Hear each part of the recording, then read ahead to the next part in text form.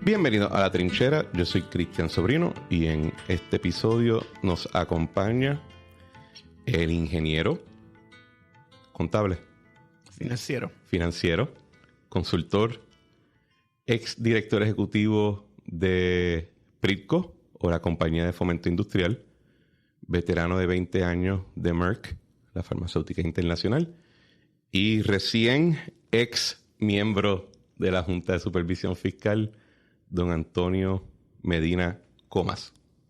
Bienvenido. Hola Cristian, ¿cómo estás? Un placer estar aquí contigo. Un placer tenerte. Como te comentaba antes de comenzar a grabar, eres el tercer miembro de la Junta de Supervisión Fiscal que participa del programa, aunque el primer ex miembro y el primer hispanoparlante, aunque yo no sé si David y Andrew hablan español, pero no sé. Deberían aprender ya esta etapa. Y Arnaldo no cuenta porque el staff no es todavía un miembro de la Junta. Pero muy bueno. Arnaldo, es bueno. De los mejores muchachos allí. Sí, el problema es que he cares. Pero te invité y gracias por haber aceptado la invitación porque hay varios temas que me interesaría tocar contigo. Primero, y lo discutíamos un poco antes de grabar, antes de entrar en el tema de la Junta de Supervisión Fiscal como tal. A mí me interesaba escuchar, ¿verdad?, la perspectiva tuya de lo que fue el esfuerzo de desarrollo económico en la época de Alejandro García Padilla. Y para la audiencia le doy un poquito de recap de lo que estaba fluyendo en mi cabeza cuando lo pensaba. En la época de Alejandro hay no solamente el tema de la crisis fiscal, pero hay un tema también que estaba en ese momento explotando lo del chikungunya, estaban los esfuerzos para atender el asunto de Medicaid, la ley 2022 estaba comenzando como tal a desenvolverse después de su primer año, de su año de aprobación en el 2012. Lufthansa viene a Puerto Rico. Honeywell llega o expandió en Puerto Rico. En esa época yo me muevo de los bufetes, me muevo a la farmacéutica también, y yo percibí como un conflicto un poco en términos de lo que era la agenda del gobernador de entonces de promocionar el desarrollo económico con lo que era la agenda fiscal de ir atendiendo la crisis que se estaba avecinando. Y no he tenido la oportunidad de hablarlo con nadie en el programa. Y me interesaría, ¿verdad?, la perspectiva tuya, Antonio, de primero cómo tú llegas a Pritco o a Fomento Industrial y si viste ese tipo de conflicto también en el proceso de todos los proyectos que estabas manejando. Muy bien. Bueno, número uno, gracias por la oportunidad de estar aquí. El periodo del 2013 al 2016 es un periodo que yo me siento sumamente orgulloso de haber sido parte del equipo de desarrollo económico de Puerto Rico bajo Alejandro García Padilla. Y es un equipo que yo creo que teníamos la estructura correcta en términos de las capacidades y las personas. Okay. Y si recuerdan, teníamos a Alberto Bacó, de secretario de Desarrollo Económico, que se encargaba más de las cosas más macro. Él adoptó la ley 2022 en términos de ejecución. Sí. Había acabado de pasar justo antes de las elecciones y realmente la implementó. Estaba Ingrid Rivera en turismo, haciendo unos esfuerzos excelentes en términos de crecimiento de las líneas aéreas, si recuerdan. Sí. Hubo un aumento. Mi amigo Juan y Nadal estaba en turismo en esa época. También muy buen funcionario. E hicieron muy buen trabajo en aumentar las rutas. Al mismo tiempo estaba Frankie Chévere en comercio de exportación y este servidor en fomento industrial. Fue un periodo donde logramos muchas cosas, sobre todo los primeros 2 años y medio. Uh-huh. Y si recuerdan, ¿verdad?, cuando estábamos entrando en el 2012, uh-huh, Alejandro había hecho una promesa de 50,000 empleos. Me acuerdo, los bates. Yo creo que esa promesa era sumamente importante para Puerto Rico en ese momento histórico porque teníamos una tendencia de reducción del número de empleos a través de las diferentes partes de la economía. Se había pasado la ley 154, que aunque importante, ¿verdad?, y habla de este conflicto en el lado fiscal, pero el lado de desarrollo económico, le hizo mucho daño a Puerto Rico en términos de perspectiva, de continuidad y de estabilidad en términos de cómo Puerto Rico hacía negocio. Así que, por lo menos de mi parte, yo cojo fomento industrial en un momento donde la industria farmacéutica y la industria electrónica están en conflicto. Uh-huh. con la administración. Hicimos mucho trabajo para traerlos de vuelta y la estrategia que pusimos era relativamente sencilla de explicar, pero compleja, ¿no? Número 1, asegurar que la base industrial que teníamos se mantuviera. En otras palabras, no perder más plantas, porque estábamos perdiendo muchas plantas. Número 2, lograr que cada una de esas fábricas por lo menos trajera un producto nuevo o una línea nueva o mejor aún una expansión. Y tercero, traer segmentos nuevos. No limitarnos a los segmentos tradicionales y buscar áreas nuevas para hacer negocio. Y durante esos años logramos los 3 objetivos. Logramos detener el sangrado en términos de la industria farmacéutica. Logramos expansiones importantes de Lilly, de Cooper Vision. De AbbVie, me acuerdo. AbbVie, entre otras. Y entonces realmente pudimos traer una industria nueva que es en la industria aeroespacial, la industria de Maroz con Lufthansa, que fue una victoria increíble para Puerto Rico. Al mismo tiempo, en términos de desarrollo económico macro, se lograron transacciones importantes, como por ejemplo Bahía Beach y el grupo de hoteles que compró Paulson. También trabajé esas transacciones, lo recuerdo muy bien. Fue importantísimo porque estaban a punto de irse a la quiebra. Y entonces no, estaban quebrados. No, o sea, mucho, por ejemplo, la gente hoy da por sentado que ahí está la Concha y que está el Vanderbilt no se había acabado. No se había acabado y Bahía Beach estaba realmente a punto de que se fuera a la quiebra y sabrá Dios dónde estaría hoy en día. Así que hubo ciertas transacciones de mucha importancia en ese periodo. A los 2 años y medio más o menos de estar en la administración, Alejandro anuncia que no se va a pagar la deuda. Y eso fue en el 15. Eso realmente, que si yo recuerdo, fue entre finales de junio, principios de julio. Sí. Y realmente cambió la dinámica. De ese momento en adelante, gran parte de mi tiempo se dedicó, en conjunto con el grupo de la administración, en cabildear en Washington para lograr promesa. Yo estuve en el equipo con Alejandro para lograr que se diera promesa. Y cuando tú dices lograr promesa, porque ¿era conjunta o en ese momento era solamente el tema de la reestructuración de deuda? La Junta viene como parte del desarrollo de la ley, pero si recuerdas, primero hubo una ley de quiebra criolla. Que era es la local. La local, que se la llevaron a la Corte Suprema, y en la Corte Suprema se decidió que Puerto Rico no tenía la capacidad legal de crear su propia ley de quiebra. Exacto. Y que para tener una ley de quiebra, porque el capítulo 9 no nos incluía, teníamos que ir al Congreso. Ahí nos movemos a Washington como equipo, a cabildear en múltiples oficinas y explicar el issue, porque Puerto Rico no tenía la plataforma legal para procesar una quiebra a nivel de jurisdicción.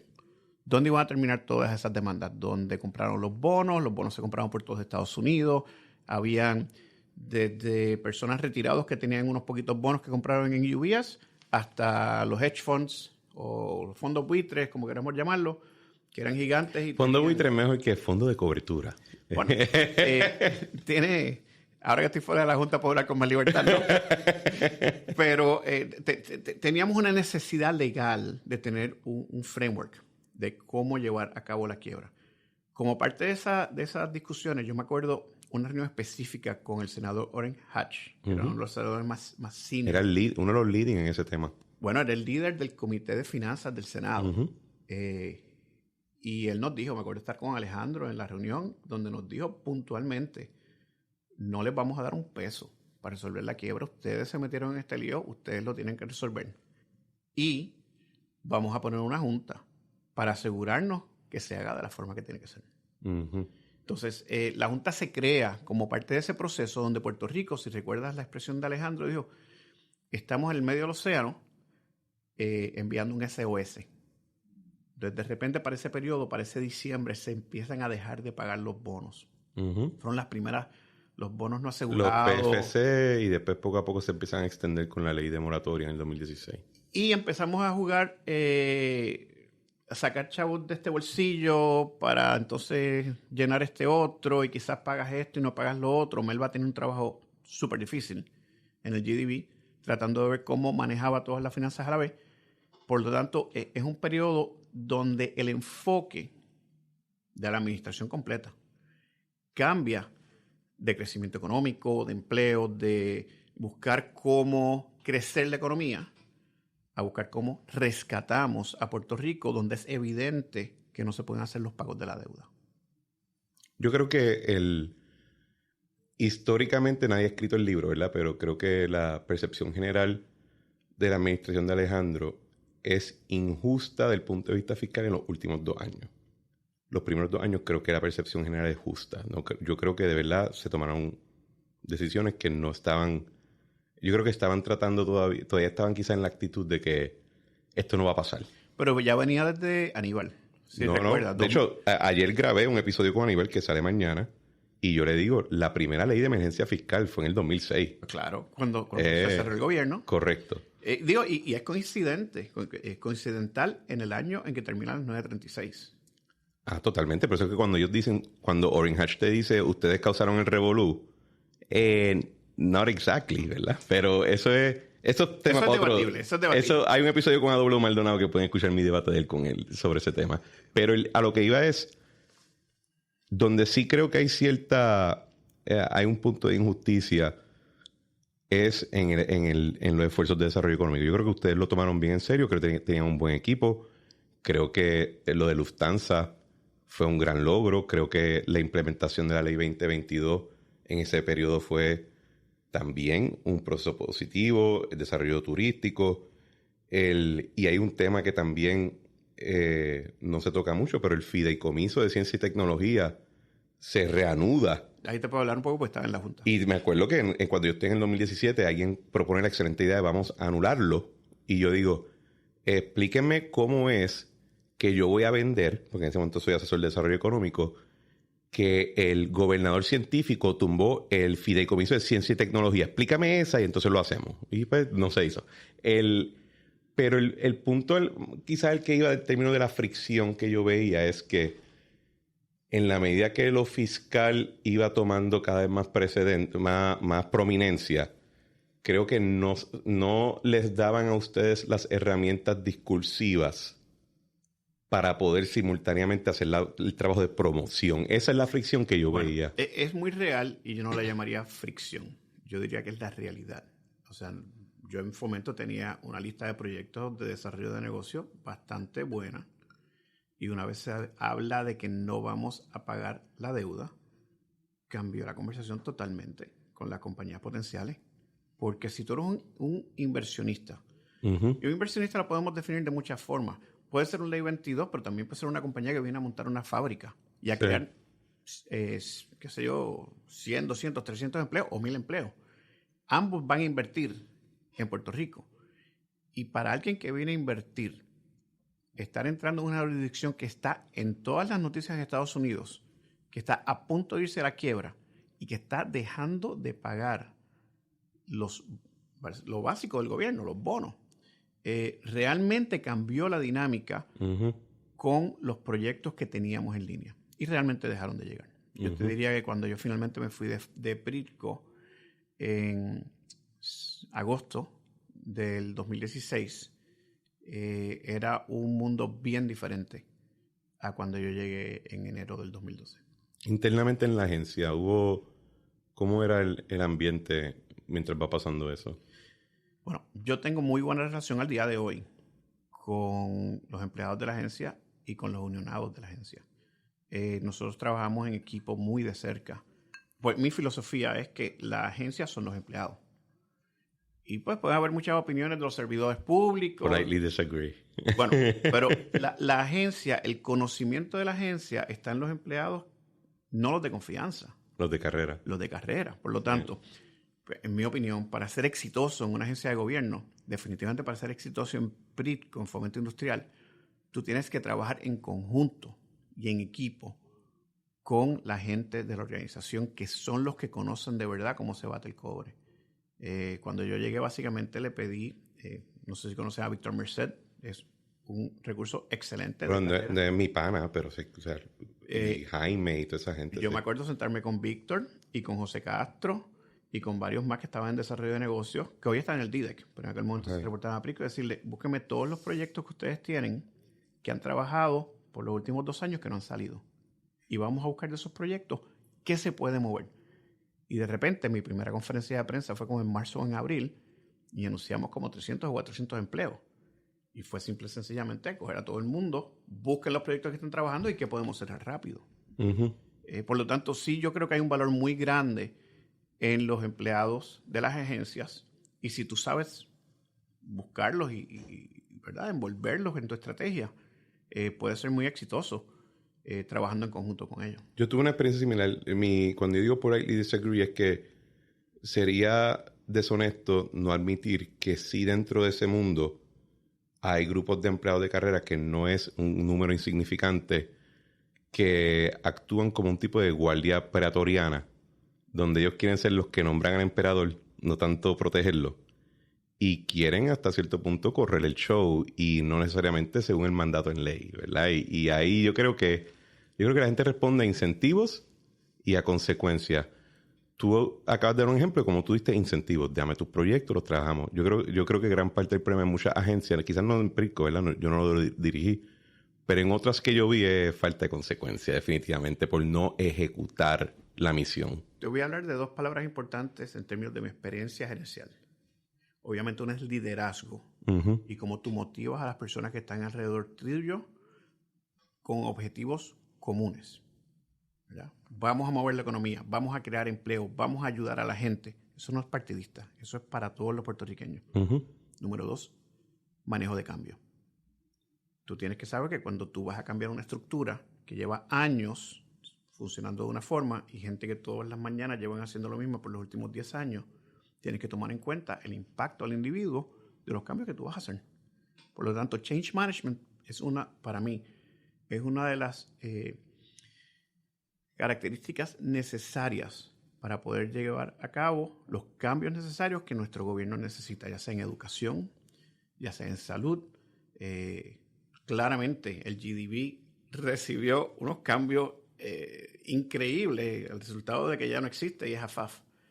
Pero ese proceso de manejo de cambio es crítico para ser exitoso. Tú estuviste 20 años en Merck. O sea, que es... Empecé de ingeniero en Barceloneta, rotando noche, y terminé de CFO en Brasil. Pero cuando dices ingeniero en Barceloneta, o sea, de línea. Estaba en operaciones técnicas. Ok. Y estábamos a cargo de la productividad de la operación, así que en una de las plantas yo estaba a cargo de los proyectos de cómo mejorar la eficiencia de las líneas. Te lo traigo a colación porque yo sabía mucho de los temas que yo manejé en gobierno por los años que llevaba en los bufetes corporativos.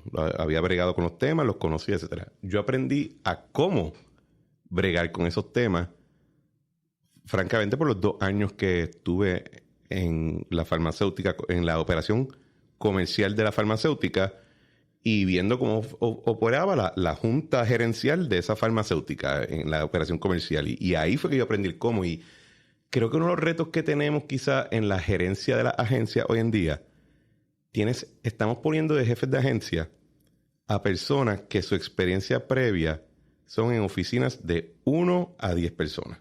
Correcto. Y totalmente de acuerdo. Y eso yo creo que no se aprecia en lo que hablamos de experiencia gerencial antes de correr. Porque a veces preguntamos como que, pero ¿qué sabe fulano de X tema? Secundario a correr la operación. Bueno, tú puedes ser un abogado experto en un tema técnico y eso no te enseña cómo, acabamos de hablar, liderar 300 personas, sobre todo en un ambiente de cambio. O sea, en mi experiencia en la farmacéutica, o sea, yo era CFO de Merck en Brasil, teníamos ventas de más de $1 billón en el mercado, costos como de $350 millones. Por lo tanto, cuando yo llegué a Prisco, los números que yo estaba manejando en Prisco eran más pequeños que en mi trabajo anterior. Exacto. Y Prisco tiene un presupuesto como de 60, 70 millones de dólares, por lo menos en mi tiempo, y tenía en aquel momento, qué sé yo, quizás 200 empleados, 170. ¿Eso es contando RONE y lo que se le envía al DIDEC? Sí, okay. Prisco como tal. Okay. Pero o sea, yo venía de una organización que en Brasil teníamos 4 o 5 plantas de manufactura, teníamos empleados por todo el país, teníamos, qué sé yo, 2,000 empleados. En Merck, en Puerto Rico, cuando yo estaba aquí, teníamos 4 plantas en Puerto Rico, algunas eran de MOVA, yo tenía a cargo plantas en Costa Rica y empleados de finanzas en 3 países diferentes. Entonces, esas experiencias gerenciales te forman y te ayudan, ¿verdad? Si eres exitoso, claramente, que cuando tú coges una posición en gobierno, que hay mucha complejidad, estás preparado para esa complejidad. Yo sí estoy de acuerdo contigo que muchas veces a las personas que son muy buenas en un tema técnico, los ponemos a cargo de la operación. operaciones. Y es una transición bastante difícil. Sí. En gobierno o industria privada. No, y en entender las relaciones humanas en esas posiciones. No es lo mismo que alguien sea tu pana a verlo trabajando. Por ejemplo, mi segundo al mando era una persona que había sido vicepresidente, el primer nivel de vicepresidente en Banco Popular, en la parte de reestructuración de préstamos. Y pues me lo traje a reestructurar préstamos, pero había trabajado en equipo, y de hecho tenía más experiencia que yo en ese rol y yo dependía mucho de él en esa manera. O sea, y teníamos ese tipo de relación porque decía, yo no sé tanto, o sea, yo decía, yo sé la dirección, las piedras, ahí te necesito a ti. Bueno, pero es que acabas de dar lo que yo también creo que es una de las cosas importantes de ser líder. Rodearte de gente que sea mejor que tú. Y él definitivamente mejor que yo. En que ellos manejan. Sí. Porque que tú seas líder no quiere decir que tú lo sepas todo. Y escuchar a la gente que tú contratas. Y yo voy a decir esto, cuando yo estaba en Prisco yo no miraba colores. Y el mejor ejemplo es que Julio Benítez, que fue la persona que corrió Prisco después como deputy, era mi legal counsel. Bueno, cuando dijo ahorita Jaime me refería a Julio, perdón. Es que la J lo mezclé. Honestamente, yo miraba los resúmenes de la gente y si tenían la capacidad para hacer lo que yo quería hacer, que era mover la aguja en términos de crecimiento de empleos y volver a llevar la industria de manufactura a un modo de crecimiento después de un periodo muy difícil. Y para eso necesitas gente buena. Bueno, yo creo que, ¿verdad? Para ser franco y honesto, el lema del Nobel Colores depende. Hay gente que tiene la capacidad de ser, por ejemplo, un buen empleado de confianza y que no le importa el asunto político. No son todos. Y yo creo que ahí uno tiene que tener cierta discreción y entender que no estamos en una farmacéutica, estamos en una empresa política. Y el mensaje pues sigue esa línea, es que sigue esa línea. Si tú no ves colores y ves performance, esa persona que no está cumpliendo con las necesidades de su posición, no importa su partido, pues no está cumpliendo. No, claro. A lo que me refiero es que también hay un mensaje que se envía muchas veces a los demás servidores públicos y uno tiene que... O sea, lo difícil particularmente del gobierno es la sensibilidad que hay que tener al sabotaje. Hay mucho. A las filtraciones, sí, a la mentira, a levantar acusaciones falsas. O sea, esa es una dinámica compleja del gobierno que no se da, yo creo que necesariamente en el mundo multinacional, aunque quizás, ¿verdad? Ahora con las oficinas de ética corporativa quizás no es lo mismo, ¿verdad? Pero creo que hay una diferencia ahí. No, estoy de acuerdo contigo en la parte, es que es la parte política. Lo que tú estás describiendo es el mundo político. Exacto. Y realmente las agencias de gobierno, desgraciadamente en Puerto Rico, se han politizado. Parte de mi opinión, para llevar a Puerto Rico a donde tiene que ir, nosotros tenemos que sacar la política de la operación gubernamental. Por ejemplo, si vamos a instalar un sistema financiero a través de todas las agencias, ese sistema no tiene nada que ver con colores, ni partidos, ni estatus. Tiene que ver con reportar las finanzas de cada organización. Y eso, te estoy usando ese proyecto de ejemplo, porque tú sabes que se ha tratado 20 veces de llevar a cabo y la resistencia interna no permite una implementación adecuada. Por lo tanto, o sea, tenemos que mirar qué son las cosas. Y voy a usar educación, por ejemplo, tener un distrito escolar con 78 municipios no ayuda a los estudiantes. Es una loquera. Pero es el status quo y hay quien lo defiende hasta la muerte. El tema de rones de Puerto Rico, me estoy dando un ron puertorriqueño ahora mismo, salud. Entiendo que ustedes tuvieron un rol. Ustedes cogieron el programa justo después que Diageo se había ido a Islas Vírgenes, ¿verdad? Mira, nosotros cogimos el programa cuando estaba a punto de desaparecer. Yo estaba en un bufete cuando Diageo se va a Islas Vírgenes, que causa ese revolú, y trabajé los primeros acuerdos con BGF, Prisco, etcétera, con Serraya y las otras compañías para ir trabajando como mantenemos a esta gente aquí. Y pues después ahí se me salió del... Podemos hablar de rones por una hora. Pero voy a tratar de hacerte el cuento bien corto. Cuando yo llego a Prisco, y yo no necesariamente sabía del mundo de rones hasta que llegué a Prisco, me encuentro con esta realidad. Se ha ido Diageo, le montaron una planta nueva en Santa Cruz Y Serrayes está como en 20% de utilización. El que sabe de manufactura, 20% es una pena de muerte para una planta. Porque los costos fijos te van a comer. Al mismo tiempo, se le debía casi 100 millones de pesos a Bacardí de dinero de cover over y una cantidad equivalente a Serrayes. ¿Qué es el cover over? Cover para los que están escuchando. Cuando un galón de ron que se manufactura en Puerto Rico se vende en los Estados Unidos, el gobierno de Estados Unidos cobra un tax al consumidor. Ese tax, el gobierno federal se queda con 1% y le pasa a Puerto Rico aproximadamente $12.50, y si hay extenders son $13.75. Pero aproximadamente $12.50 de ese galón que se vendió. También le aplica a las Islas Vírgenes. Por lo tanto, lo que ellos hicieron fue que tiraron una emisión de bonos y financiaron la creación de una planta para Diageo en Santa Cruz. Y le dieron, si no me equivoco, el 46%. Por lo tanto, la administración de Fortuño tuvo que reaccionar a eso y cambiar la ley. Antes se le daba quizás 8, 10, 12% a los productores y subirlo al 46% para poder competir de igual a igual con las Islas Vírgenes. Pero yo entro justo cuando se acaba de pasar. Se le había quitado 100% de los fondos a Rones de Puerto Rico. Se había, como te digo, se había unas deudas enormes a Bacardí y a Serrayes y una reducción significativa en producción. Y gracias a Dios, ¿verdad? Trabajando bien de cerca con Pedro Cuellar, que era mi director de Rones, logramos como resultado reestabilizar el cover over. Creamos lo que se llama un cascade con un fideicomiso. Eso es una cuenta de banco con unas instrucciones que cuando llegaba $1 a Estados Unidos iba a esa cuenta que estaba cerrada. La manejan Citibank por un lado y Popular por el otro. Y ellos, basados en las instrucciones del gobierno, distribuyen el dinero para asegurarle a Bacardí que le van a llevar sus chavos, a Serrayes que le llegan sus chavos. Y al mismo tiempo, en paralelo, logramos traer a Puerto Rico a Sazerac y a Heaven Hill en conjunto con Serrayes para que llenaran la producción de Serrayes. Hoy en día Serrayes, por lo que yo he escuchado, está por encima del 80% de capacidad en términos de utilización. Han hecho expansiones, han logrado crecer el negocio.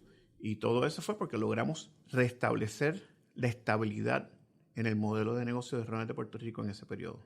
Para que la gente tenga un poquito de percepción o mejor dicho, perspectiva de lo que estamos hablando, cuando yo estaba por lo menos en el gobierno, hubo una reunión en algún momento donde Natalie Yaresco de la Junta hace un comentario como que por la izquierda, traigo un brain fart, vamos a decirle lo que era. No fue un brain fart, donde hizo algún tipo de comentario en la línea de que pues los contratos de Rones, eso se va a cancelar en el proceso de quiebre, ese dinero va a ir al Fondo General. Yo creo que lo hizo brain fart, no le está dando mucha cabeza. Obviamente eso se regó por todos lados. Las roneras empiezan a llamar y alguien en el equipo fiscal dice, bueno, ¿y si eso es buena idea? Porque necesitamos el dinero. Y yo digo, bueno, tremendo. Y estábamos en Fortaleza, en el salón. Está el gobernador al frente. Estamos todos en la línea. Y alguien dice, oh, eso es buena idea. Quizás pues debemos hacer eso. Y yo digo, ok, cuéntame, ¿quién de ustedes va a estar sentado al lado de él? Y apunto a Ricky. Cuando él anuncie que Serrayes, Bacardí, Barrilito, Palo Viejo y todas las demás se acaban de ir de Puerto Rico. Cuéntame, ¿cuál de ustedes va a llevarse ese freaking honor? Porque yo no lo voy a hacer. Y esa es la magnitud de lo que estamos hablando. Yo tuve un momento similar con Alejandro. ¿Verdad? Él me pidió que resolviera el problema de Rones, ¿no? Y era un problema bien serio. Hubo que negociar bien fuerte con Bacardí para lograr los acuerdos. Y fue la primera reestructuración de deuda que yo trabajé en la reestructuración de la deuda de Rones de Bacardí. Asegurar que Serrayes continuara siendo viable, rescatar de vuelta y a ponerle dinero otra vez al programa de Rones de Puerto Rico, porque estaba viviendo de una cuenta de ahorro, así que eso seguro iba a desaparecer. Y me acuerdo de decirle a Alejandro, mira, esto es lo que yo te propongo. Ya lo tengo negociado con Bacardí, con la Junta de Directores, con Serrayes. Tenemos estos productores que vienen a Puerto Rico a llenar el hueco, pero tenemos que hacer estas cosas y eso crear la cuenta, etc. Y yo le dije, bueno, podemos hacer eso, o tú puedes ser el último gobernador que maneja Pobrecito. el negocio de rones de Puerto Rico. Porque si no hacemos lo que yo estoy proponiendo, se va a acabar el dinero en la cuenta de ahorro para financiar la organización de rones de Puerto Rico. Y yo pienso que honestamente Bacardi se hubiera ido de Puerto Rico. De verdad. Y Bacardi es 80% del negocio. Si Bacardi se va, el resto no van a estar ahí. Esa es la magnitud. En mi opinión, es algo que uno tiene que cuidar. Son como $350 millones que van al fisco todos los años. Sí. Y entonces es una negociación. Ok, pues tú quieres 100% del dinero, lo puedes coger hoy. Pero si tú rompes los acuerdos que tú tienes con los roneros, se van a ir. Y si los roneros se van, no vas a recibir los 350 el año que viene y el de arriba. A lo mejor los recibes este año y el que viene y se acabó. y fíjate, última pregunta en el aspecto de desarrollo económico. Tú y yo estuvimos en una y perdona que te haga un prefacio un poquito largo. Tú y yo estuvimos recientemente en una actividad del Instituto de Libertad Económica. Creo que hay como que esta tensión libertaria que le ha dado a unos cuantos Gen Xers últimamente en Puerto Rico. Y se está hablando mucho de este tema, pues, del mantengo, etcétera. Pero mi percepción es que el gobierno de Puerto Rico, a través de diferentes programas, juega un rol fundamental en mantener cierta industria presente. Sin ese rol no van a estar, ¿verdad? Es nuestra ley de desarrollo económico, hoy en día llamada Ley 60, antes se llamaba 73, antes 135. Hay una decisión de política pública que yo he estado envuelto y tú has estado envuelto Sí. en la evolución de esa ley, que determina cuáles son las actividades a las que Puerto Rico apuesta. Y ahí está la manufactura, servicios de exportación, la ley de inversionistas y otras, ¿no? Cine, que para mí hay que arreglar los problemas de cine porque no se le da suficiente dinero en crédito. Pero unas áreas específicas que se ha determinado a través de la historia de Puerto Rico, los últimos 80 años de industrialización, que son consistentes con las capacidades, recursos, el capital humano y la competitividad de Puerto Rico. Por lo tanto, hay quienes dicen que uno debe dejar orgánicamente que las compañías fluyan. lleguen, y yo no creo en eso. Yo creo que tú tienes que mirar activamente las capacidades que tú tienes, ¿verdad? Esas cosas que te hacen especial y las, ¿verdad?, que has desarrollado, como por ejemplo el conocimiento técnico en industria farmacéutica o como las comunicaciones o programación, que son cosas que en Puerto Rico se hacen bien, y atraer y buscar compañías que necesiten esos servicios. Y yo creo que tanto Invest Puerto Rico como Discover Puerto Rico, el lado de turismo, son organizaciones sumamente importantes para el crecimiento económico sostenible de Puerto Rico a largo plazo. Así que tú sí favoreces y tú y yo compartimos esto, política industrial esencialmente, que tú tengas un policy de que hay unas industrias que tú entiendes que son estratégicas, que tú las vas a promover de cierta manera desde el sector público. La pregunta que te iba a hacer era más que obviamente el extremo es el laissez-faire, que si queremos ver lo que era el laissez-faire en Puerto Rico, pues viene en el 1800, es bien chévere que nos iba. Pero el asunto es de este tema de return of investment, o sea, y yo nunca llegué a una solución en mi cabeza y todavía no he llegado, pero ¿cómo tú mides cuál es cuál? Porque yo puedo ver, por ejemplo, el cuál es cuál con manufactura de farmacéutica y de equipos médicos, puedo verlo en turismo, pero, por ejemplo, en agricultura ya yo no lo veo. Y esa discusión es la parte que yo creo que aprobamos una ley de incentivos, pero después no estamos dándole el seguimiento o no hay una evaluación política de si esto vale la pena o no. Bueno, no somos todo para todo el mundo. Uh-huh. Así que yo creo que es irrealista tratar de perseguir todas las industrias en todos los segmentos. Uh-huh. Yo sí creo en la intervención de parte del gobierno a través de política pública para incentivar ciertas actividades. Manufactura, research and development, exportación de servicios son ejemplos claros donde la intervención de gobierno ha logrado que esas industrias crezcan en Puerto Rico y se establezcan. Uh-huh. Quizás en esta conversación no vamos a determinar cuáles son y cuáles no son. No, eso no es lo que quiero. Pero sí debe de haber un pensamiento crítico y quizás, pues, a través de las administraciones, una evolución del pensamiento, porque el mundo cambia. Y ahora mismo, hoy en día, estamos hablando de inteligencia artificial, que hace 10 años no se hablaba de eso. Pero, o sea, aparte de la evolución del tiempo, las administraciones deben de mirar cuáles son los targets. Lo que yo sí creo, por ejemplo, que algo como Invest Puerto Rico le da el beneficio, es que está un poco insulado del vaivén de política pública con respecto al estatus. Sí. Y aquí sí voy a hacer un comentario político. Okay. Yo creo que toda la inteligencia que gastamos como pueblo en el asunto del estatus nos quita la atención de los problemas reales. Si nosotros fuéramos Estado, todavía el Departamento de Educación tiene los issues que tiene. Eso hace. Si nosotros fuéramos Estado, todavía tenemos los problemas en los servicios médicos. Quizás habría más dinero en el sistema. Pero la administración pública no debe ser un issue donde se enfoca bajo el crisol del estatus. La administración pública debe ser administración pública sana.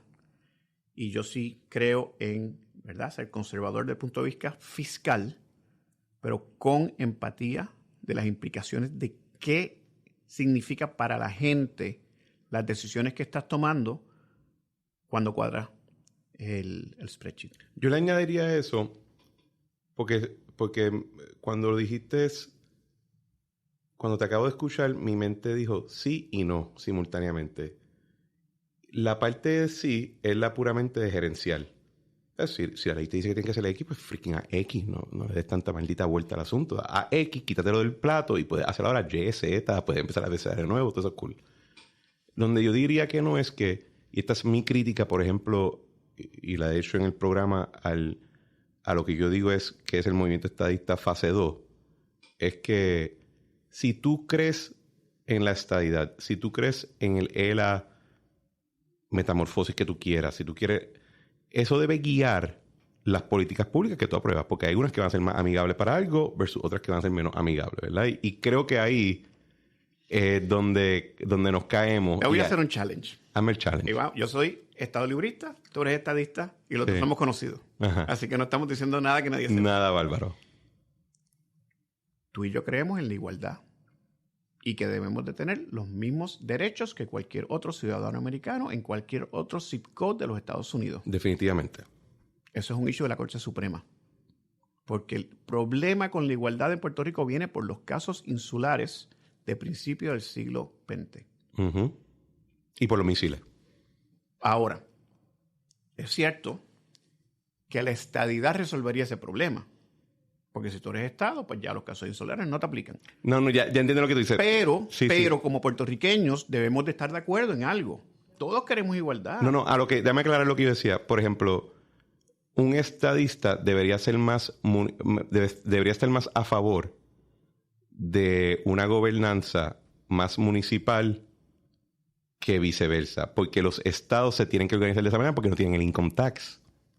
O sea, que si tú juegas cada escenario, tú te debe marcar cómo tú te organizas. Pero déjame debatirte el punto. Ajá. Estoy de acuerdo con la premisa de que los municipios se deben de organizar de la forma más eficiente.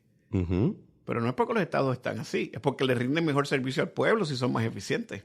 Bueno, es que yo creo que hay un modelo, yo creo que, por ejemplo, esto es algo que yo peleo con Arnaldo siempre, pero porque Arnaldo creo que tiene cierta línea centralizadora. Pero yo lo digo más en cuestión de necesidad. El Puerto Rico Estado no va a poder ser tan centralizado porque no va a tener los recursos fiscales para hacerlo. ¿Y eso es lo que me gusta. tenemos que esperar? Vamos a decir, si se da la estadidad, es que no va a venir una varita mágica a resolvernos los problemas. Son los problemas de nosotros. No, estamos en la misma línea. Y por eso te digo que estos cambios significativos en cómo se gobierna Puerto Rico, la ejecución o la operación del instrumento gubernamental, lo tenemos que arreglar por nosotros mismos. Sí.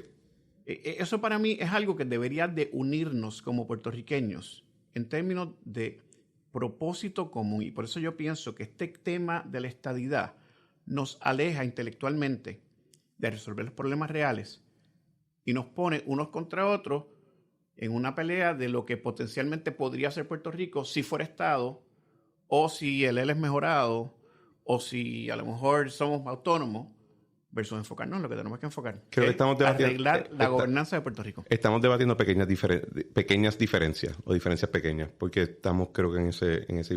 Ahora vamos a la parte chula, el debrief de la Junta. ¿Cómo fue que tú terminaste ahí metido? Yo todavía no sé, porque me llamaron del Congreso. ¿Quién? Después, o sea, cuando dices del Congreso, ¿una oficina? Sí, una oficina. Me llamaron de una oficina específica del Congreso y, bueno, esto fue hace casi 4 años. En el medio de la pandemia. Me llaman de una oficina del Congreso y me preguntan si estaría dispuesto a servir en la Junta. Yo sabía que los miembros de la Junta no cobraban, por lo tanto mi respuesta fue, pues siempre y cuando yo pueda continuar con mis negocios personales y los clientes que tengo, claro, pues y generando ingresos para mi casa, para pagarle la escuela a mis hijos y la casa. Pues, because you need money. Pues, claro, de gratis no se vive. Uh-huh. Pues sí estoy dispuesto a hacerlo. Y pasé por el proceso. Y te vas a reír, yo estaba cocinando arroz con longaniza y chuleta en mi casa un diciembre y mi esposa me dice, mira el teléfono y dice, una amiga mía me acaba de mandar un texto que salió en la noticia en El Nuevo Día que te cogieron para la Junta. Así yo me enteré que estaba en la Junta. Obviamente nos metimos en el website de la Casa Blanca. Pero tu esposa lo sabía. No, bueno, sabía que estaba entrevistando. Ok.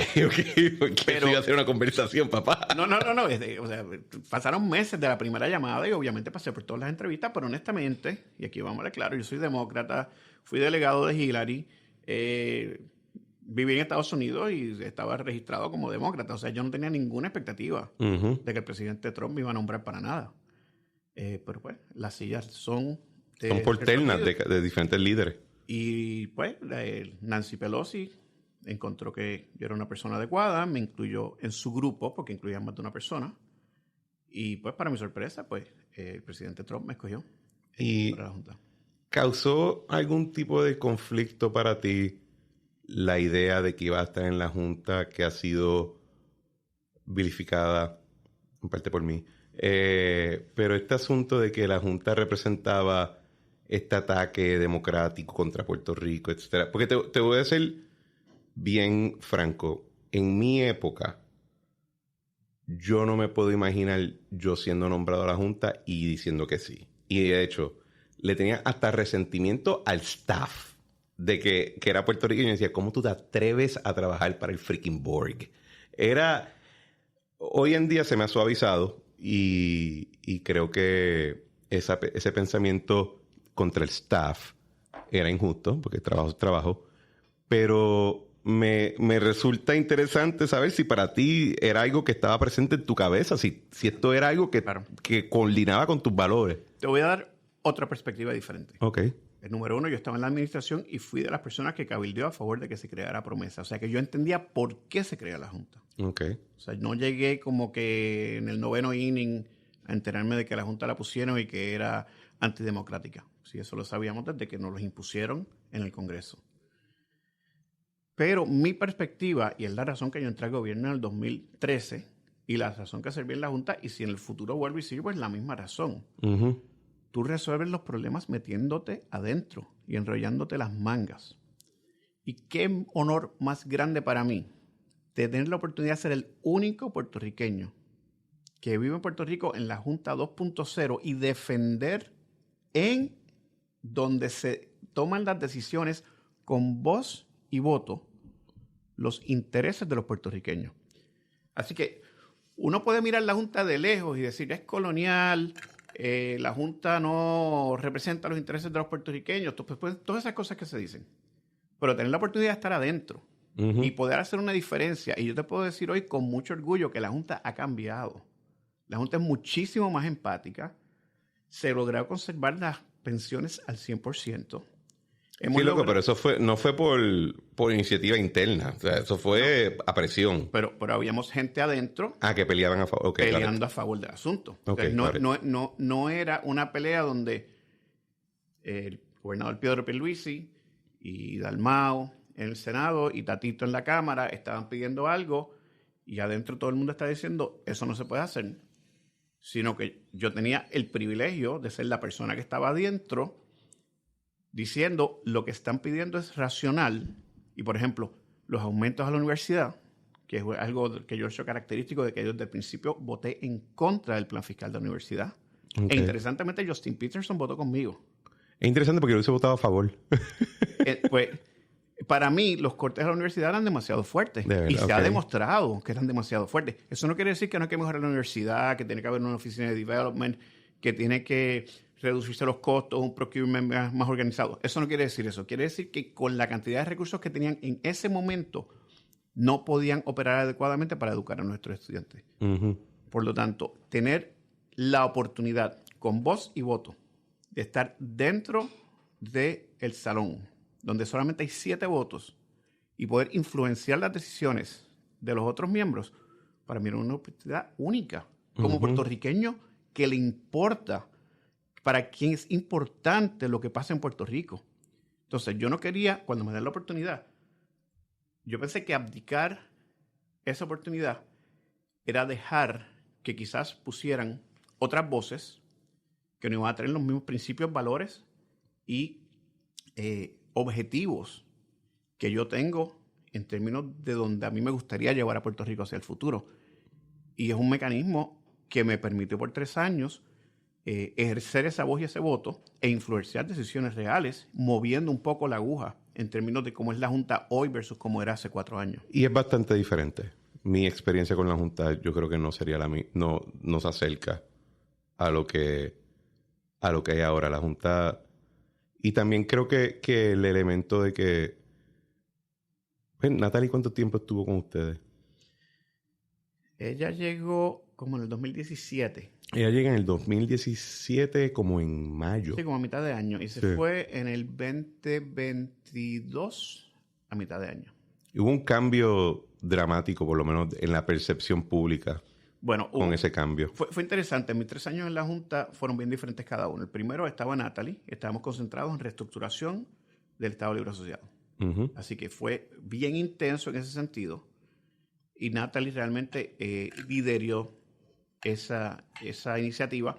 Pero, por ejemplo, logramos el primer presupuesto consensual con la Cámara. Fue sumamente importante. Y ahí te puedo decir que yo influencié eso. Okay. Porque yo llegué y dije, ¿cómo es posible que después de 4 o 5 años la Junta lleva aquí, no podamos ponernos de acuerdo con la Cámara, el Senado y el Gobernador de lo que es un presupuesto de Puerto Rico? Y pues esas conversaciones llevaron a que sí hubiera un movimiento dentro de la Junta a lograr presupuestos consensuales. Obviamente con el trabajo en equipo con el Gobernador y su gente. Y los 300,000 staff que hay en ambos lados. Y Omar Marrero, que es excelente. Siempre digo, en toda oportunidad que tengo, Omar Marrero ha sido crítico en términos de todos estos procesos y un funcionario de primera. Pero cuando volvemos a la historia, una vez Natalie se va, eso requirió que nosotros, los que éramos miembros, nos enredáramos las mangas, nos dividiéramos el trabajo. Y ahí yo te puedo decir, en las negociaciones con los bonistas de prepa, yo estaba enfrente de los bonistas todo el tiempo. Yo fui a todas las negociaciones de los bonistas de prepa. En Nueva York, donde fueran, ¿no? Y eso era una responsabilidad diferente porque no teníamos director ejecutivo. Y entonces, el reclutamiento de Robert, que tomó varios meses, ustedes recuerdan, había mucha crítica de que no teníamos director ejecutivo o directora ejecutiva, pero nosotros teníamos bien claro las características que queríamos en el nuevo director ejecutivo. Y Robert la llena y más. Es una persona con la experiencia, que ha caminado por el mismo medio del aisle entre republicanos y demócratas, exitosamente, conoce desarrollo económico, conoce presupuesto, es boricua y tiene raíces reales en Puerto Rico y tiene empatía con los problemas de nuestra gente. Así que para los que estaban más enfocados en temas de que la persona que fuera director ejecutivo tenía que ser un experto en temas presupuestarios, él lo tiene. En temas de reestructuración, él lo tiene.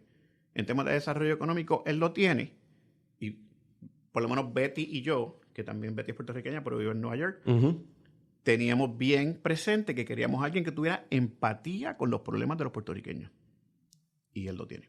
Y de hecho, tomo la oportunidad para que el staff que va a estar escuchando este episodio se recuerde que tiene Robert una invitación abierta para venir para acá. Yo se lo comunico si quiere. No, por lo menos su staff lo ha escuchado, que no sean tan cobardes, que yo lo voy a tratar bien. ese tema de la empatía. Yo, si tú eres un pan de Dios, Yo soy los que te conocemos saben que tú eres buena Yo soy gente. súper nice. Y la experiencia del tiempo me han suavizado el verbo. Ese tema que tú traes de la empatía me llama la atención a uno de los riesgos que yo hablaba de la Junta 2015. No aprobada. Ya cuando ya estaba ya empezando a hablar en lugares públicos sobre estos temas, que a mí me preocupaba de que la Junta se iba a convertir en un moral hazard para la clase política en la medida, y aquí sí es a través de todos los partidos, que en la medida que la responsabilidad de ser responsable, valga la redundancia, es desplazada a este cuerpo externo tecnocrático, el moral hazard es que incentiva irresponsabilidad, que yo le robo esa crítica a Pepe Trián Monge, que decía, el problema con el veto de línea del presupuesto del gobernador es que la legislatura no tiene que preocuparse que el presupuesto cuadre, porque le pasan la papa caliente al gobernador, que se cae y decía, esto es a una escala mucho mayor. Porque el gobierno de Puerto Rico entonces no tiene que internalizar los cambios que se requieren, porque va a haber esta junta que lo hace, que lo hagan ellos. Y segundo, no van a ser los únicos ante la juez en el proceso de quiebra. Y tercero, pues se convierten en el reality show, que es lo que yo creo que la política se ha convertido desafortunadamente a esta etapa. Un reality show con granada y con sierra mecánica. Y la dificultad que yo creo que trae tener una junta más empática incluso, es que hasta te suaviza un poco ese moral hazard, porque el lenguaje lo cubre. Bueno,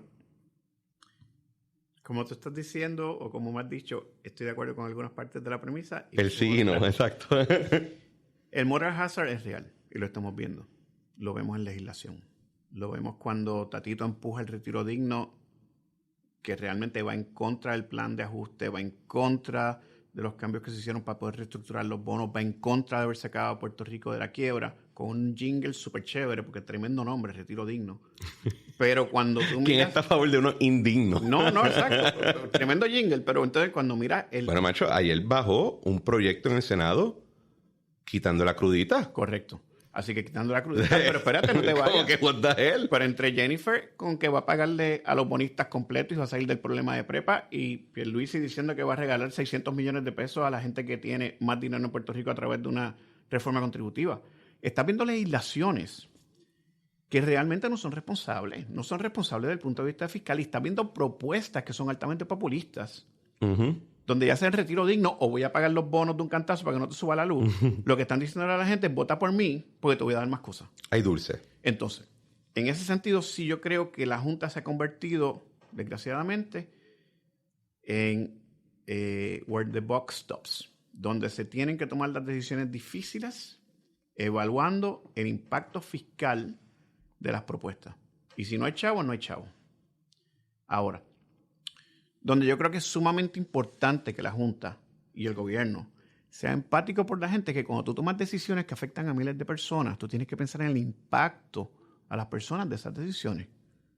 Cuando se está hablando de cortar las pensiones a 80%, tú tienes que pensar en todas las familias que ya tienen una hipoteca, ya tienen responsabilidades, donde les vas a estar cortando el ingreso, porque simplemente en ese caso había una teoría de que todos los creditors tenían que tener algún tipo de recorte.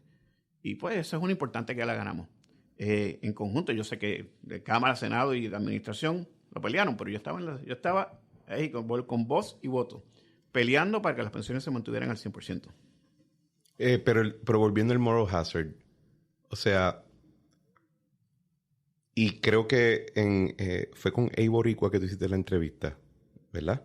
Eso es Maldonado, creo que se llama el... José Maldonado, ok.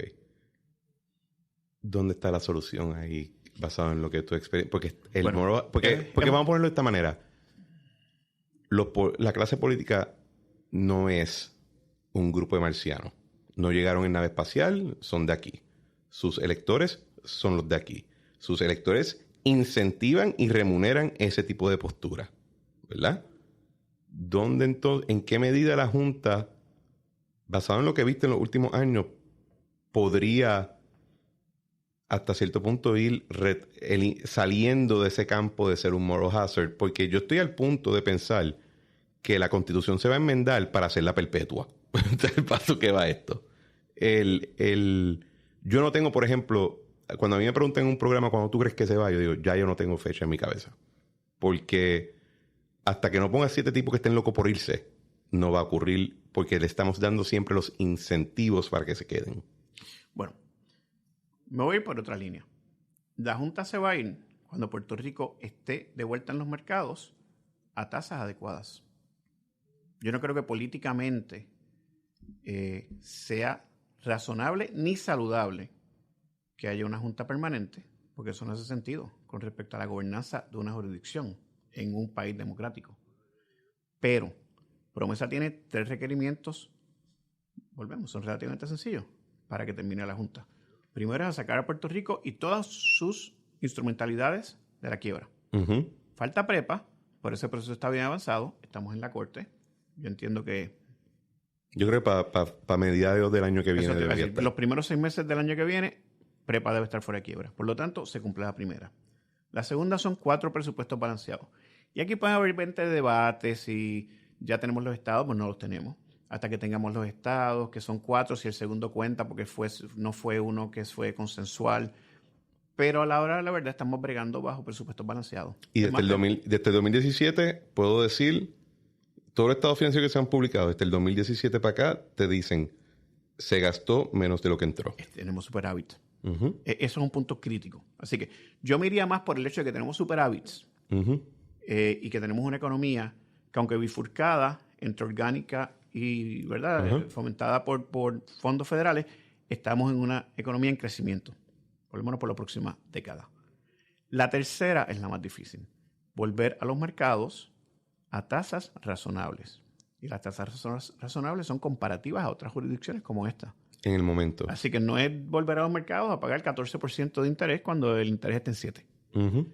Y para mí, eso... Que 7 hace 5 años no sería razonable, ¿verdad? No, claro, por 7 hoy... Así que tiene que ser en el momento particular. 7 es donde está el Fed hoy en día. Exacto. 7, 7.5. Y se espera que suba. Por lo tanto, donde yo creo que tiene que concentrarse la administración y la Junta, y esto pues yo lo he hablado mucho con gente como Robert y como David Skill, es en mover el foco de lo que es la Junta en ayudar a Puerto Rico a ser más eficiente en su operación, a través de educación, a través de infraestructura, la utilización de los fondos federales, a través de desarrollo económico, trabajando de cerca con el secretario de Desarrollo Económico y el coordinador de revitalización que se contrató a José Pérez Riera, en términos de salud. Y yo sí pienso que la Junta debe tener un rol activo en la defensa de la igualdad para los puertorriqueños en fondos federales de salud. Por lo tanto, son áreas que, si te fijas, están buscando el beneficio de los puertorriqueños. Entonces, si tú llegas ya a un punto donde lo que estás buscando es llevar a Puerto Rico a un lugar saludable desde el punto de vista financiero, ahí es que yo hablo de responsabilidad fiscal con empatía. No es simple y sencillamente llevar a Puerto Rico a los mercados de vuelta. Es mejorar la calidad de vida de los residentes de Puerto Rico en el proceso. Y yo creo que la Junta se puede utilizar por la clase política, por los gobernadores, los políticos electos, para ayudar a mover una agenda progresista a favor de la gente, pero responsable desde el punto de vista fiscal, porque Promesa te requiere esa estructura y esa responsabilidad fiscal.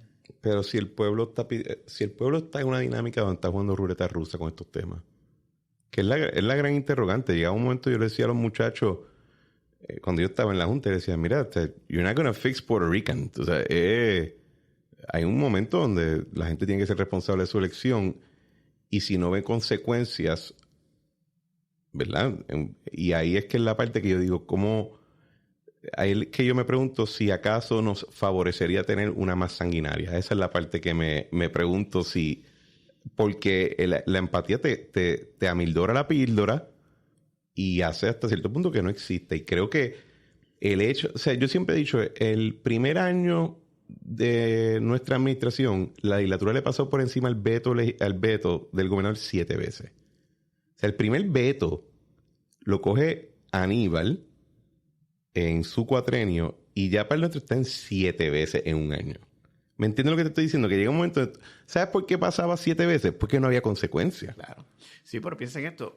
Hoy en día, vamos a decir que el gobernador, puede que yo haya visto situaciones similares, decide que va a firmar una ley porque todo el mundo, de todos los partidos, votó a favor de esa ley. Y políticamente es incómodo el no aprobar esa ley, pues sobre todo sabe que le van a pasar. Le van a override el veto. Donde tanto los legisladores como el gobernador saben que la Junta tiene la potestad de decir esa ley no hace sentido. Y por lo tanto yo la voy a llevar a la Corte de Título 3 para que no se pueda implementar. Que es el proceso para desvalidar o quitarle la validez a una ley. Sí, nulificarla. Por lo tanto, yo entiendo que Puerto Rico necesita retomar esa responsabilidad legislativa, donde no es porque la Junta va a decir que sí o no, yo legislo algo. Donde no es porque me va a traer más votos, ¿verdad? Sabemos que la política al final son votos que se cuentan, pero algo que es bueno para Puerto Rico no necesariamente es algo que la gente piensa que es bueno para el individuo. Uh-huh. Y hay que saber hacer ese balance y cómo explicarlo. Sí. Y aquí vuelvo a retiro digno.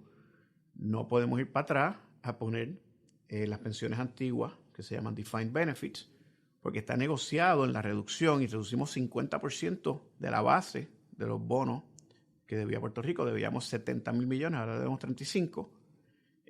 No es razonable deshacer eso para poner de vuelta una pensión donde sabemos que a nivel de Estados Unidos completo, que por lo menos son los mercados de pensiones que yo conozco, ya se han eliminado esas pensiones porque no funcionan. Porque el costo de esas pensiones sigue creciendo a través del tiempo y se convierte en un % tan alto del presupuesto que te lleva a la quiebra. Y es porque la gente vive más tiempo. Claro. Que cuando se diseñó. Mi visión sería, o mi propuesta humilde sería, ya después de salir de prepa y eso, una junta que en esencia dice, eso es lo que tú quieres, pues tremendo. Y después pasa un periodo de tiempo y dice, mira, la carta de ingresos decía que iba a ser X cantidad. Y ustedes aprobaron esto. Ya no va a entrar esto. ¿Qué tú vas a hacer? Yo entiendo quizás porque hay un argumento de que la Junta tiene que ser más activa en el proceso de quiebra. Post quiebra, que la Junta simplemente sea un método para tocar la campana y decir, esto es lo que tienes que decidir ahora. Creo que quizás es la manera hacia el futuro de ir eliminando el moral hazard. Y yo sé que eso es incómodo porque te van a llamar y te van a decir, mira que está... La dificultad es que no son problemas de cantidades bajitas de dinero. No, claro. Y vamos a ser específicos. Cuando hay una propuesta de una reforma contributiva, ajá, que cuesta entre 500 y 600 millones de dólares al año, donde no hay una correlación directa entre los beneficiarios de esa reducción y crecimiento de la economía, la Junta tiene una responsabilidad de decir, yo no voy a estar el día en que la Junta decida esto, pero mi opinión es que la Junta no va a aprobar esa reforma. No, pero, o la crudita que tú mencionaste, vamos a eliminar la crudita. Te voy a dar el ejemplo en mi visión. Lo aprueban, la crudita y la reforma contributiva. Así que eso es, entre una y la otra, debe ser como 1.4 billones menos. Imagínate. Tuesday. Entonces... 10% del presupuesto, nada más. Sí, nos ponemos así, ¿verdad? En 2 propuestas. Nos ponemos así, ok. Se aprueba. Cool, mano. Go. Have at it. Pasan 6 meses. Empieza el dinero a bajar. Y tú dices, caballo, ¿qué vamos a hacer ahora? Es que promesa no lo permite. Promesa permite lo que la Junta quiera que permita. O sea, eso tampoco es... No, el Contract Review Policy no existió por 2 años. Sí, y después existió. Así que eso no es una cuestión de que si se puede o no se puede. Yo te voy a dar un ejemplo de algo que yo trabajé para que se lograra. Ok. Porque los números eran bien bajitos. Cuando se propuso por primera vez la eliminación del IVU para materiales para que la gente comprara en preparación a los huracanes. Vamos a hablar claro, todo el mundo sabía que esos son materiales de construcción y que todos los contratistas iban a llenar sus warehouses de materiales a un precio más bajo. No tengo ese ejemplo. Fíjate, no me recuerdo ese ejemplo, así que te estoy creyendo 100%. Okay. Y se hizo un análisis y eso costaba como 10 millones de pesos a la economía. Ok. Y la Junta estaba lista para decir, no se puede. Ajá. Y yo me acuerdo de estar en la reunión y decir, pero ven acá. Ustedes pueden pensar que venga un huracán y que entonces lo que se está diciendo en la calle es que la gente no se pudo preparar para el huracán porque los materiales estaban muy caros. Porque la Junta no aprobó el fin de semana sin IBU para los materiales de huracanes. Eso no hace sentido ninguno por 10 millones de pesos. Pero eso es relaciones públicas, eso no es un asunto fiscal. Bueno, era 10 millones de pesos. Lo que pasa es que todos sabemos que en un presupuesto de 12 mil millones de dólares, 10 millones no es nada. 10 millones es un punto decimal. ¿Qué pasa? Después de esa reunión, volvimos a hablar más y se decidió que, pues mira, si quieren hacer ese fin de semana, pues, y creo que se ha hecho un par de veces. Y yo creo que es bueno para la gente. Pero esa es una decisión que no tiene un impacto financiero real.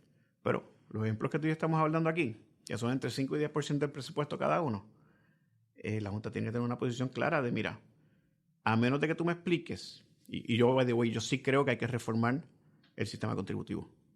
Ajá. 100%. Yo pago bastante. Hay que reformarlo, pero tiene que ser de una forma adecuada, donde la caja cuadra al final. No puede ser, voy a dar una reducción que es simpática, que no tengo ninguna prueba que va a ser, que le va a añadir valor a la economía y por lo tanto traer recaudos de vuelta. Pero la situación actual no es... La situación actual es que no solamente no es una cuestión de probarte si va a tener un valor real para la economía, porque puede haber un valor filosófico. Tú puedes ser un político que entiende, mira, es que yo no creo que debemos pagar tantas contribuciones, punto. Pero yo estoy dispuesto a recortar X cantidad. Correcto. El problema es que el presupuesto está basado en unos recaudos. Entonces, si tú filosóficamente no crees que debemos de cobrarle el IVU a la gente, pues perfecto. Pues, ¿cómo tú vas a reemplazar los recaudos del IVU para asegurarte que se recauda la misma cantidad o más sin un IVU en las transacciones? La manera que yo lo vería es, la pregunta es, si rebajo contribuciones o rebajo IVU, rebajo CRUT, lo que sea, hay unas obligaciones que están ya cuadradas, la deuda, etcétera, las pensiones. Pero si yo digo, bueno, hay un gasto que yo estoy dispuesto a recortar, lo voy a recortar, y tú tienes el mecanismo para obligarme a recortarlo porque tú puedes aprobar un presupuesto unilateralmente, así que have at it, que esa conversación debe estar abierta. Yo creo que eso es la manera de que tú conviertas esos 7 individuos y su staff en un método de accountability y no en un moral hazard de irresponsabilidad. Pues mira, esa es mi manera de verlo. Me voy a ir más por tu línea. Yo creo que una de las negociaciones que se llegó con Tatito y con Dalmau fue la creación de OPAL, de un CBO para que haya scoring de las legislaciones. Cuando la Junta se implementó, y esto fue antes de que yo llegara a la Junta creó un grupo de scoring de legislación. Y de ahí es que sale pues, la opinión de la Junta con respecto al valor o el costo de cada legislación. Yo creo que eso es algo que debe ser una función del gobierno y no de la Junta. Pero tiene que ser objetiva. Y pues, en Estados Unidos no todo es perfecto, pero el CBO es un grupo objetivo en el Congreso que no es ni republicano ni demócrata. Igual que el Joint Committee on Taxation. Y es importante que tengamos esos mecanismos en Puerto Rico, cosa de que los legisladores puedan ver un reporte que les diga, esta legislación le añade a la economía o le quita a la economía. Sube los recaudos o baja los recaudos. Y si baja los recaudos, ¿en qué forma o trae dinero de vuelta o reduce costos para que sea budget neutral? Entonces, eso es una función que no tiene que ser de la Junta. Exacto. 100%. Y se ha tratado, ¿verdad? Se dieron los fondos a la legislatura para crear esa oficina. Creo que la empezaron el año pasado y está corriendo. Sacaron su primer informe de la reforma contributiva. Por lo tanto, o sea, eso definitivamente no tiene que ser la Junta. Otra cosa, muchas de las reformas estructurales que habla la Junta no tienen que salir de la Junta. Crear el time and attendance e implementar time and attendance es importante para la Junta porque es accountability, y había muchísimo dinero que se estaba perdiendo por falta de accountability, pero es un issue de governance y de gerencia.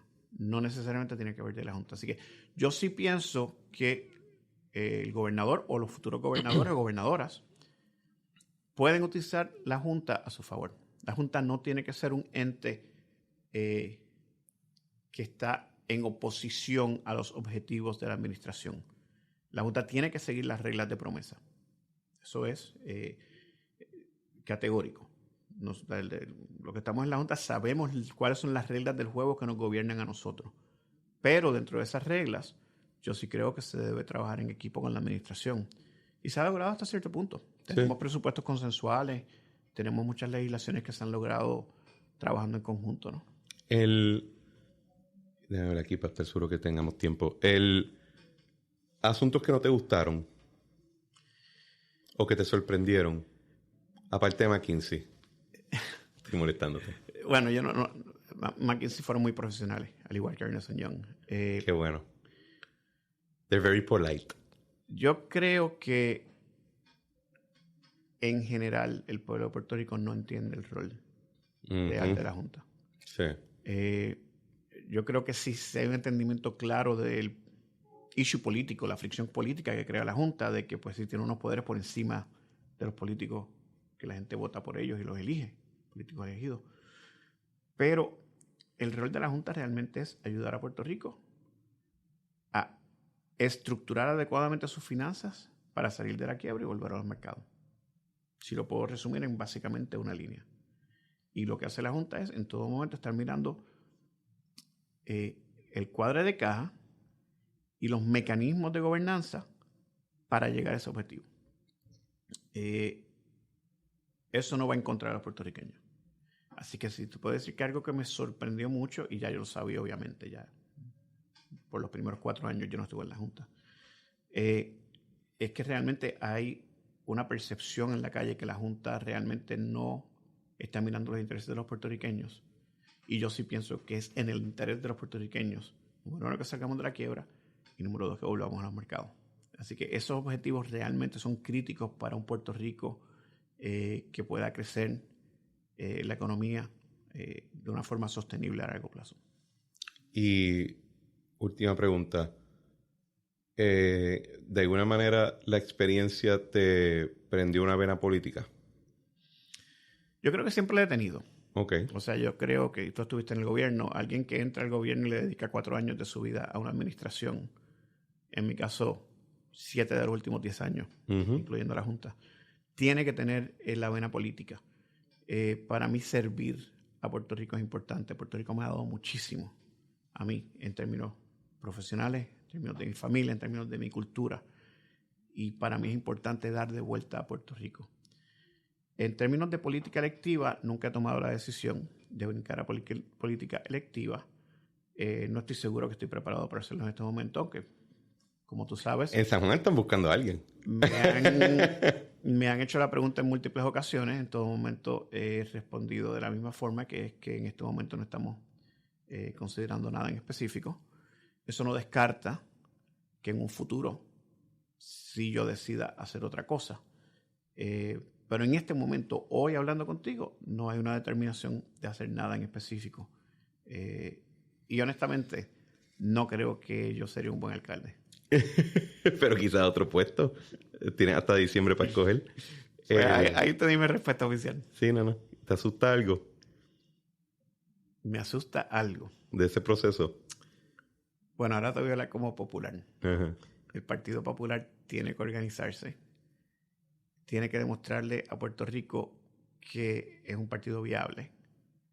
Y honestamente los candidatos a gobernador se tienen que organizar y no debe haber una primaria. Una primaria sería demasiado cara, y cuando usted está enfrentándote a 2 posibles candidatos sumamente fuertes, tanto Pierluisi como Jennifer, que van a tener una primaria súper dura entre ellos.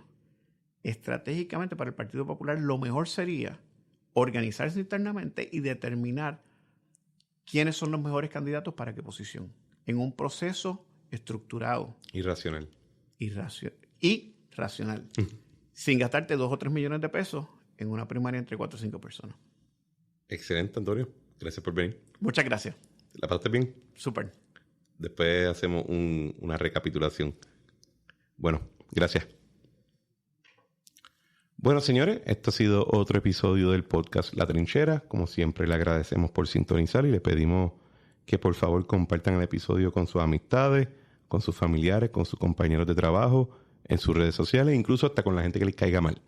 Que por favor se suscriban en su plataforma preferida de podcast, que dejen reviews positivos 5 estrellas y palabras bonitas en Apple Podcast, y pueden comentar el episodio en debajo de los show notes en Q&A en Spotify o en el área de comentarios en YouTube, que por favor en Apple Podcast dejen palabras bonitas. Si van a dejar algo malo, se lo pueden reservar porque son amargados, a nadie le interesa lo porquería que es su vida.